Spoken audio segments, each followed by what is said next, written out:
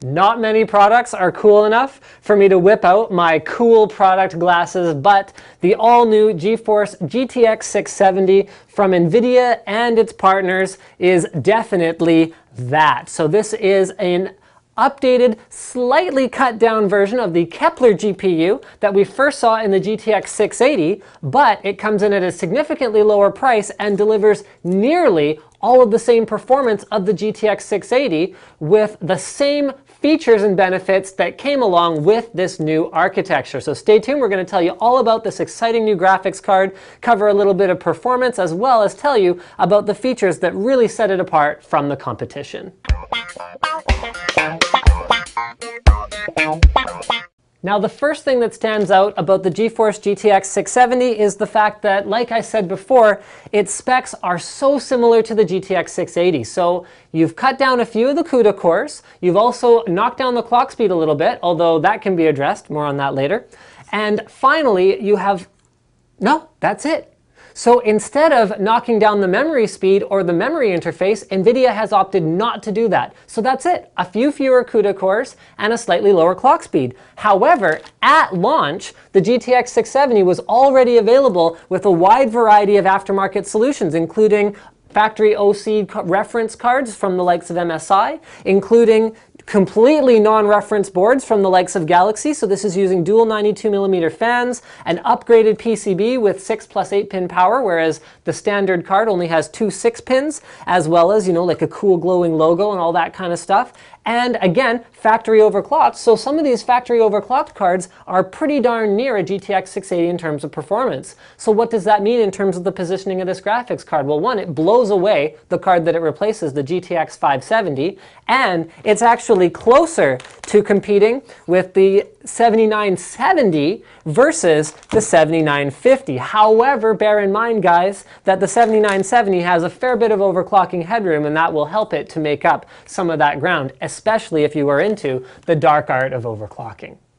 Now let's talk key features for the GTX 670. Many Nvidia technologies we've seen before. Up to 3-way SLI, 3D Vision Surround, adaptive VSync, which allows you to get the best of both worlds, that is smooth frame rates with no tearing when you're above the refresh rate of your monitor, and it prevents that huge drop in FPS when you go just under the refresh rate of the monitor by dynamically adjusting whether your VSync's on or off. GPU boost is another big one that carries over from the GTX 680, which takes the power target of your graphics card and then make sure that you are getting the highest clock speed possible without breaking through that threshold in order to get the best performance you can. It's also available in 2 gig or 4 gig configurations, and I mentioned 3D Vision Surround, but what I didn't mention is that just like the 680, it can do it off a single card. So in the past, you had to have SLI to get 3D Vision Surround. Now you can run 3 monitors in 3D Vision at the same time off a single card, plus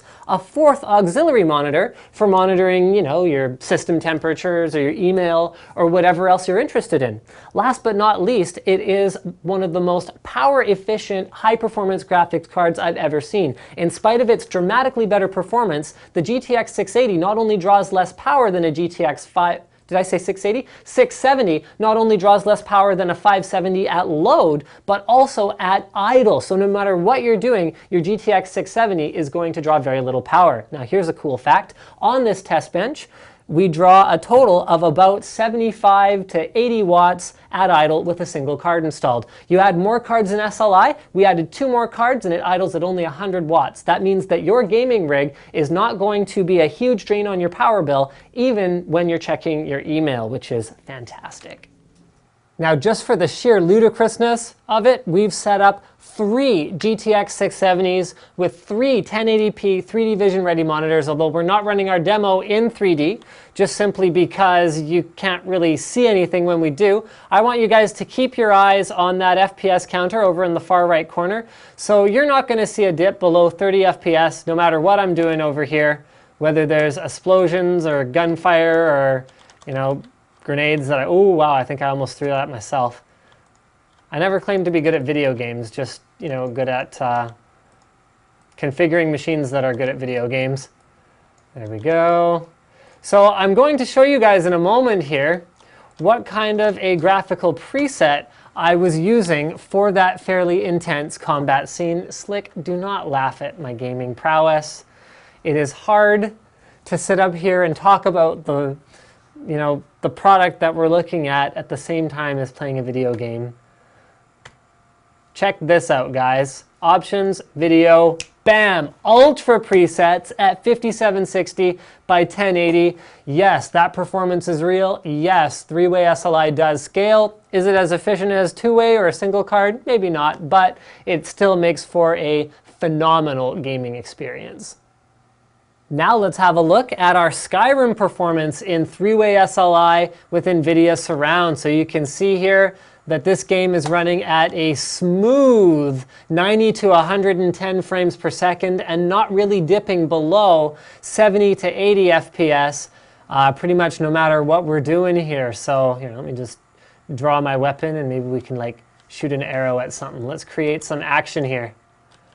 Oh yeah. Some guy's all upset because I shot him. Oh, sweet, I'm getting help.